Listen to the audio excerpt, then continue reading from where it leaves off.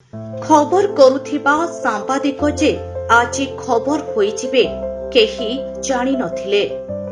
केन्द्रापड़ा जिला राजकनिका अंचलर प्रिंट मीडियार निर्भीक सांबादिक सुभाष बारिक गतकाली रात्रिरे हृदघातरे देहांत होइछि।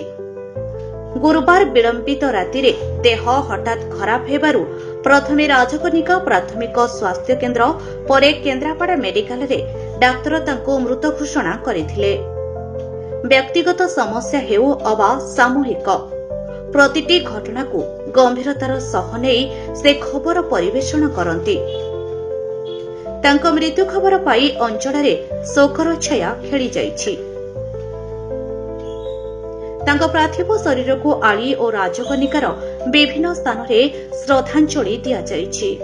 दुखर कथा जे गोटे हृदघात गतकाल राति राजकनिकार जे सब संग्रामी योद्धा आमर थिला सांबादिक परिवार सरल निष्पक्ष निर्भीक भाव में सांबादिकता करते बराबर राजकनिका अंचल समस्त कथा जे भ्रुक्षेप न करी राजनीतिक प्रतिहार ऊर्धरे एवं विभिन्न प्रकार बाहुबली मानक विरुद्ध जे सब कलम चालना करुले आगधाटर सैनिक वरिष्ठ सांबादिक मृत्यु निश्चित भाव में कनिकार सांबादिकता एक अपूर्ण क्षति आम निश्चित भाव में आशा करूँ जो बलिदान रही आत्म बलिदान रही कनिकार स्वार्थ कलम चालना निश्चित भाव में श्रद्धांजलि या हम जे पदांक अनुसरण कर लेखन को अनुसरण कर आम जो से प्रकार सांबादिकता बंचे पारे कनिकार साधारण लोक अधिकार और स्वार्थ रक्षा हो पार तेज ये जो हठात आकस्मिक वियोग होती परिवार को धैर्य दिंतु और सांबादिकतार छाप छाड़ी निश्चित भाव में आम पदांक अनुसरण कले गभीर श्रद्धांजलि हम।